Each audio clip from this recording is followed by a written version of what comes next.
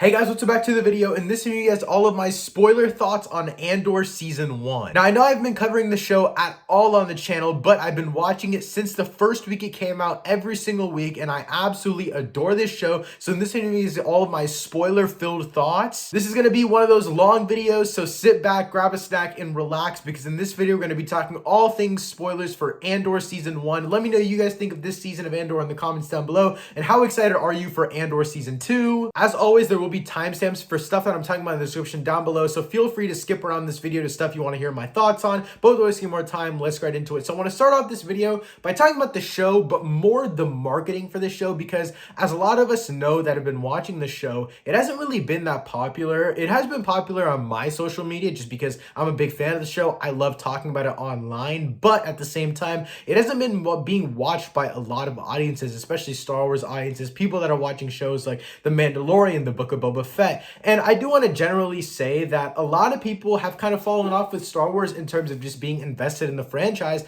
because a lot of the projects lately have been very fan servicey, especially when you look back the last two shows before Andor, Obi-Wan and The Book of Boba Fett, haven't really been that great in terms of just individual stories. And even the end of The Mandalorian Season 2, though Mando Season 2 is phenomenal television in my opinion, I still do think the end got a little bit fan servicey with Luke Skywalker, and then you bring in The Book of Boba Fett. It's a cameo galore by the end of the show, and you have like 2 Mando-only episodes in Book of Boba Fett, which is really just, it really tore me apart, because in my mind, at that point, I was finally starting to get into Star Wars. I started watching all the movies, and just so you guys know, I've finally seen all the Star Wars movies, and I'm finally completed on every single Star Wars project except for Clone Wars, so expect some sort of ranking or tier list video soon now that Andor Season 1 is over. Expect that on the channel very soon, so subscribe so you don't miss that video. But I will say, the Star Wars TV hasn't had a good track record the last few years, I would say, like since Mando Season 2 really, so I would say like 2 years at this point.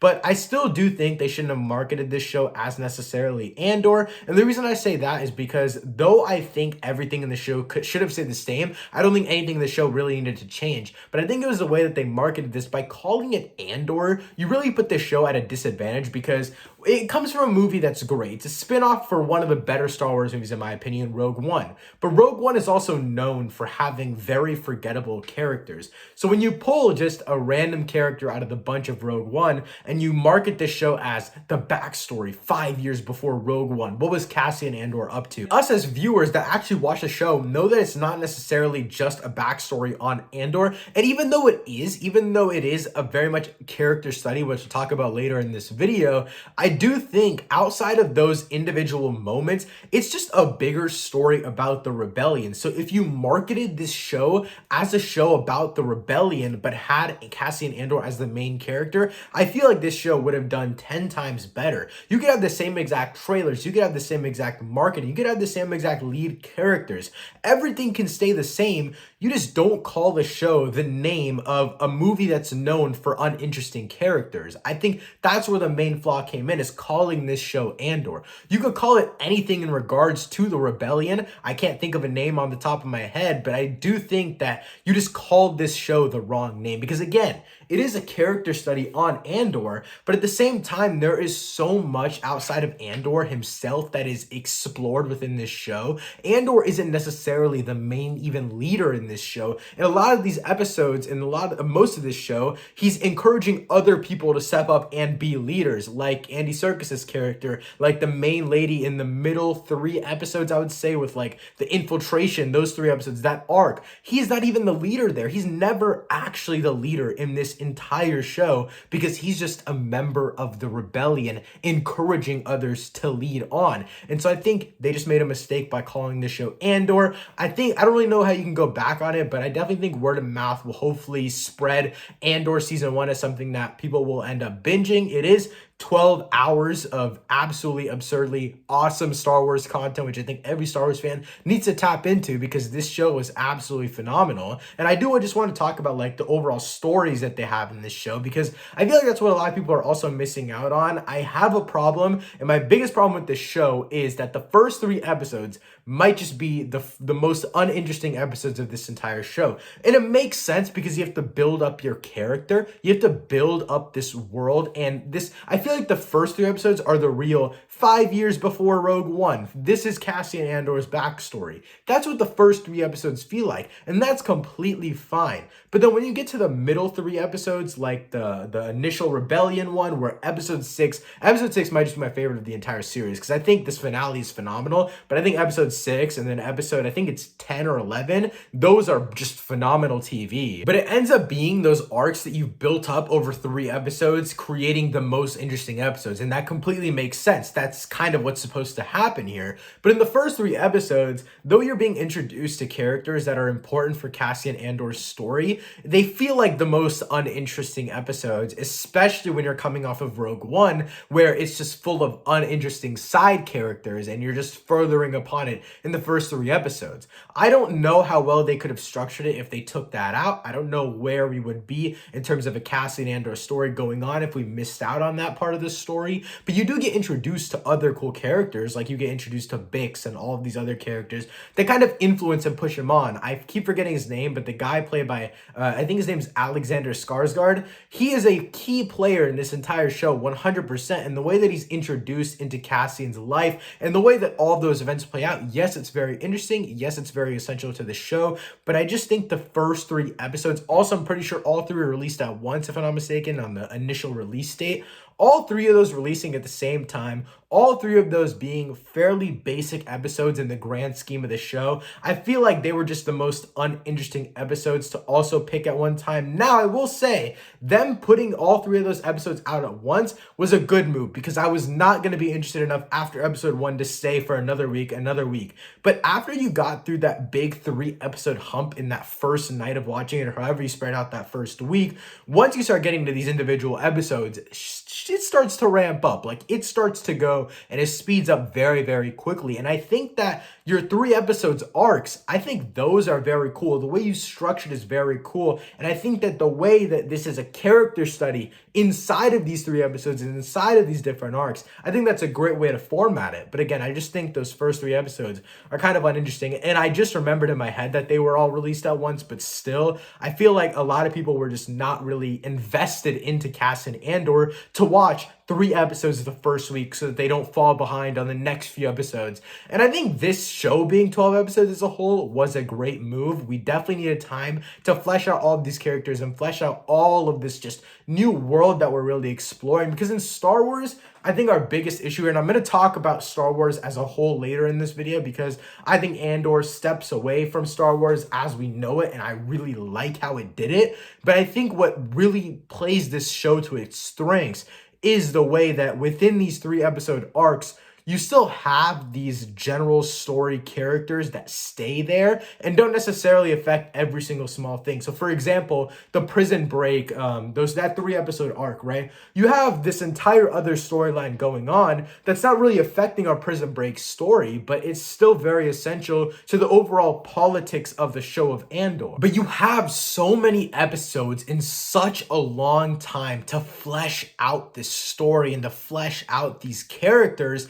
that I'm fine with you spending 20 minutes on some random other storyline in the beginning if we know that we're getting 12 hours of Andor content over the next few weeks. I'm not worried because I know that it'll pay off by the end of the season or the end of the show. I have trust in this show. I guess I could put it that way. I didn't have trust in Obi-Wan. I didn't have trust in Book of Boba Fett. I had trust in Mando because Mando season 1 was great. Mando season 2 definitely took its time, but I still had trust in it. And by the end, it definitely paid off. But again, going off of the heels of Book of Boba Fett and Obi-Wan Kenobi, I wasn't really into trusting these shows because even the Marvel shows started following suit to this. Let's build up until the end. And that's very much what Book of Boba Fett did. But I think Andor, we knew it was 12 episodes. We knew it was 12 straight hours of Star Wars content that we were getting. And those first 3 episodes, like I said before, though they were slightly uninteresting to me in comparison to the other 3-episode arc thing, things,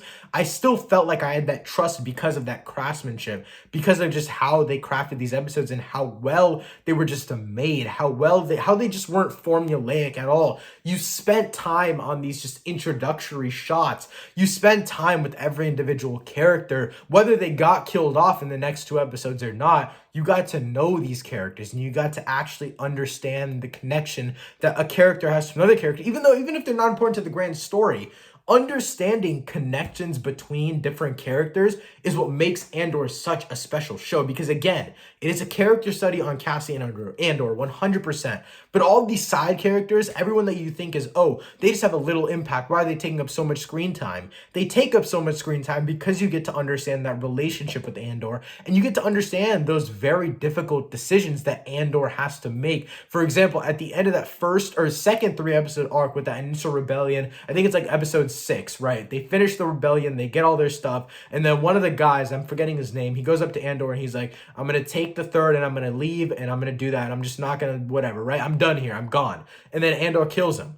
And you see that pain in Andor's eyes, but you also see that Andor just wants to move forward. And you see that Andor has his own priorities as well, even though he's had this really intimate and really like loving and caring relationship with these people that he thought was his family at this point. And you just see the pain in his eye, and you see the pain in that story, but it wouldn't be possible unless it was built up. And I think this 3-episode arc formula, I guess you could say, I think it works really well, to be honest with you. And I think that Daredevil Born Again might follow suit, even though that one is 18 episodes and this is 12. I think it'll follow suit in that. I know that Andor was initially supposed to be like 5 seasons long, but apparently it was just going to be way too much on the creative team. It was going to be way too much on the actors. So they narrowed it down to 2 seasons, 12 episodes each. And if you guys didn't know, Andor season 2 already started filming. And so I'm honestly really happy that they wrote out this entire show, that they wrote out all of these characters, all this stuff before the statistics for the show came out, because I'm going to be honest, they probably wouldn't have renewed this show because of the viewership, especially in comparison to these other shows. But I think they also had so much confidence in the story itself that it's like, okay, even though people aren't watching, this is a Star Wars story that we want to tell, so we'll take time out of our big ass budget that will actually just make this show. And I'm like, okay, that's fine with me, because I love the story that they're conveying here, and I love how much emotion that they're pouring into. I can't state it enough. Okay, I'm gonna skip through. I have a lot of stuff on my timestamps thing here, but I'm just gonna skip forward to this really quick. I just want to say thank you, Star Wars. I don't know who is in charge of Star Wars right now. I don't know who the CEO, president of Star Wars is right now, but thank you for making Andor, because this is a breath of fresh air that I needed. Again, like I said before, I just started watching Star Wars, and I started watching the movies earlier this year. I think it was March or May or something like that, and I slowly started getting through the franchise, and I really like the movies. I don't think it's the best franchise. I still think like Harry Potter's a better franchise. I prefer the MCU still. Like, I don't think it's the best franchise ever. But the emotional moments, like when Star Wars hits, it really does hit. And I'm also a big fan of the new movies. I'm a pretty big fan of the movies that just came out, and like the Disney ones. And I think they're really good. I think the first 2 are phenomenal. And then I definitely think Rise of Skywalker's kind of mid. It's pretty bad. But the first 2 movies, even though they're connected to this Skywalker story, I don't mind, because it's great filmmaking, right? But then when you get to that final one, you see the downfall. And that's really what made that switch in my mind click, where it's like, you got to get away from this Star Wars, like this Skywalker story. Like, you really got to get out of here, because it's a bubble and you're just stuck in that bubble, and this universe is so big. There's so many more stories to tell, and Andor does just that. Even the Book of Boba Fett, you have Luke Skywalker in there. Get him out of here. You have Obi-Wan Kenobi. You have Luke Skywalker, all that kind of stuff. It's like, Anakin Skywalker. I don't know why I said Luke. I just get them all out of here, right? I don't need the Skywalker story anymore. I don't need Skywalker characters. I don't need any of that. Even Mando season 3. Please, I don't think they're going to do Skywalker characters, because it's going to be the War of Mandalore and stuff like that, which I'm super excited for. But it's like, in terms of Andor, it's like, you have such expansive parts of this Star Wars universe that it's like, focus on a little pocket. The rebellion is so big, but it can also be scaled down. The rebellion is happening everywhere, and it just takes a little bit of fight in these people to make a story out of it, and that's exactly what Andor does. I don't have much else to say in terms of thank you, Star Wars, because you guys did absolutely mess up the final sequel, and it was just poorly planned. And I don't know if they're ever gonna make another Skywalker saga movie type of thing going on, but I hope not. I hope that our future projects are all out of the Skywalker story, and I just wanted to say that. Thank you, Star Wars, for making Andor happen. Even though it's not doing good viewership, I want to thank you because you're making a season 2, and I absolutely love Andor. I love the show so much. I know that was a little bit of a tangent, so I kind of want to circle back talking about the character study aspect of this show, because I really like what they did here with Cassian Andor. And another notable character is Bix. She was like only in the show for a little bit. I thought she was going to have a lot more screen time, but it makes sense after watching the full show why she didn't have as much screen time. But I think her, as well as Cassian's mom, and the way that Cassian's mom plays into the overall story, like, I just really like how they pace the show in terms of just like, okay, so you have Cassian Andor, right? In the first 2 episodes, it's mainly like his, what did he do in the 5 years stuff, right? It's like, you have this like introduction of characters, everyone that's around him, right? And then the next 3 episodes, you have that initial rebellion. The next 3 episodes, you have the prison break, and then you have that culmination of the funeral. And I just think the way it builds up, it doesn't necessarily build Cassian's character by any means. Like, it's not necessarily like huge character development. Like, he's still doing stuff that Cassian and Andor were doing in the beginning of the show. It's not that different. His actions don't really change. But I will say, I think the people around him and just the story as it moves forward is very interesting. And it's not necessarily like the actions that surprise me from Andor, but it's mostly just where the story goes and just other surrounding aspects of it that all aid this character study on Cassian Andor. And then on the acting side of this entire show, I will say that I think Diego Luna has potentially the best performance in the entire like Star Wars franchise in Andor. Like, I don't know how else to describe it. I think Hayden Christensen is phenomenal as Anakin Skywalker in Revenge of the Sith. I think Adam Driver is phenomenal in every single movie he's in the franchise. And I think Ewan McGregor is also great. I think what's his name? Mark Hamill as Luke Skywalker is also great in the franchise. But Diego Luna, he just strikes a chord. I don't know what it is. Maybe it's the subtlety of his performance as well. But like that one scene, for example, and I had decided this, I'm going to be honest, I decided this like 5 episodes into the show. We weren't even halfway through, and I was like, Diego Luna is a masterclass actor. But in episode 11, I think it was, when he finds out that his mom dies and he's on that phone thing, and it's just a little, like, he doesn't even like burst out crying. But it's just this little emotion that you feel. And it may just be, again, the character study aspect of this show, how everything builds up. And then it's like, Cassian's ready to go home. He escaped prison. He escaped everything that seemed impossible. He did it, and he's ready to go home. And then you have that heartbreak of that phone call. And you don't even get much explanation there. It just happens.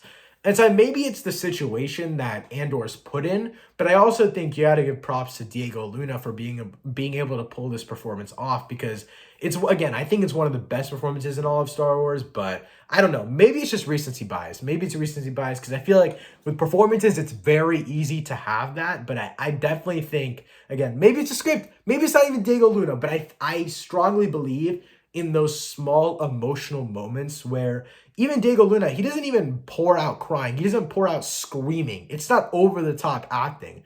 It's the subtlety that he brings to this character, and that is Andor. Andor is a subtle character. He's not one that's always screaming like Kylo Ren. Like, you have these very intimate moments, and Diego Luna knows how to portray them so well, and that's what I just appreciate about his acting as Andor. On the other side of things, I mean, I think everyone else on this show is great. There's not a single bad performance, to be honest with you. Like I said before, I think all of the side performances are great, but the actress that plays Bix, I think it's like Adria Arjona. Sorry if I'm pronouncing that wrong, but she is phenomenal. Again, all of them are great. They all give off great subtle performances throughout this entire show. Nothing is too over the top, but that one scene, it's in episode 9 or 10. I can't remember. I can't put my finger on it.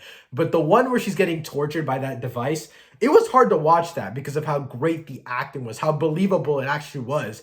I felt like I was feeling that like shock, that pain of shock inside my body because of that performance. But again, all the performances in this show are great performances, no matter how subtle or over the top it is. I think everyone conveys emotion perfectly. And I'm excited to see all of them return in season 2. And I kind of want to get into my season 2 expectations. Actually, before I get into season 2 expectations, I do have one more thing to mention about season 1, and that is the action. The very minimal action that this show has is phenomenal. For example, episode 6. That final like escape battle thing is some of the best Star Wars action, or maybe it's just the tensity that's brought into these scenes. I just think maybe that's the key to everything. It's just how tense everything is, because even the prison escape, it's not necessarily action for action's sake. It's not necessarily lasers firing back and forth or anything like that. I mean, there are a fair share of lasers, but I'm just saying, I think it's not necessarily the lightsaber duels that kind of get you intrigued. It's more the, are they going to get out of here alive type of thing. And I think that's what makes great action. Pair that with the absolutely phenomenal visuals and the amazing cinematography. You can tell that there's so much craft and love poured into this show. Again, whether it's on the big sci-fi action scale like the end of episode 6, or those calm moments in like episode 4 where Andor's first getting introduced to that initial rebellion team, and you start to care for all these individual characters and their relationships. I think the acting, the action, what aids it so well is the fact that the calmer moments, the moments that you're like, oh yeah, like, I mean, it's cool. Like, it's a slightly emotional thing. I'm not yet attached to these characters, but I still feel a little connection here. I feel like I care about this relationship, because if one of them just somehow ended up dying at the end of this arc, I would still really care for that connection. I would feel for Andor in that situation. They managed to do that, but also at the end of that 3-episode arc, have this massive sci-fi classic Star Wars space battle. Like, the way they balance these different, like, themes, I guess you could say, and these different moments, I think that's what's really unique about this show. Because even shows like Book of Boba Fett and Obi-Wan Kenobi, they have good big CG battles. Like, they're all fine. I mean, I think a lot of the duels in those shows, for example, Obi-Wan, like, that final duel is great. It's very cool, but it's dark as hell. You can't see anything in that except for where the lightsaber is. You can't see Obi-Wan's face. You can't see Vader's face unless you're literally 2 inches in front of them. But in this show, you can see everything. It is beautiful in the way that they just place it. The composition of these shots, it's just stellar, like, craftsmanship. It's something that you don't get in Star Wars anymore. And I hate to say it, I mean, I haven't seen something this beautiful in Star Wars since, like, the second movie in the sequels, like The Last Jedi, like that final fight. I haven't seen anything that beautiful until Andor. I quickly mentioned this earlier, but I do want to end off this video by talking about my expectations for Andor Season 2, and it's a pretty short list here. I just want to see more of what we got in Season 1. I want to see more of the emotional attachments to Andor. Obviously, this episode ended off by Cassian saying, "Kill me," to the other guy played by Alexander Skarsgård, and it's just like, there's so much you can do, like, with this story. There's so many individual stories you can tell with this character. There's so many individual stories you can tell with the side characters. There's already so much that I have invested in this world, in this small pocket of the galaxy, that it's like, you can do whatever you want with these characters, and I'll follow along for the journey because you've had me emotionally attached for 12 previous episodes. Wherever the story goes, however it gets connected to these other storylines, that doesn't matter to me. All that matters is that I'm still emotionally invested. Season 2 can even end on a cliffhanger, and I can be like, I've had enough individual arcs that even, like, let's say after the episode 6 arc, halfway through Season 1 of Andor Season 1, right? I could take that by itself and be like, I am satisfied. This is a great story in and of itself. And then you move on to the prison stuff, and then the end of the show. That itself could be another season. And then I'm assuming it'll be the same thing in Season 2, and that's just what I want more of. I want to constantly be satisfied by these miniature stories that you're telling me, but also be satisfied by this general arc that we're having, like that final culmination, that funeral at the end of this season, where I'm so invested in this world, I'm so invested in these characters, I'm so invested in Cassian Andor's mom and her effect on the rebellion and that sisterhood thing going on. Like, there is just so much that I'm invested in this show, and I just want them to continue on to that. I want them to continue this emotional story, and yes, have your action in there. I love the action in this show, but keep it paced out the way it is. Don't overflow us with action because then you take away from the emotional aspects of it. Again, my only wish for Andor Season 2 is continue the phenomenal work that was started in Season 1. But guys, that's pretty much all of my thoughts on Andor Season 1. Let me know you guys thought of Andor Season 1 in the comments down below. Thank you so much for watching. I'll see you next time. Peace.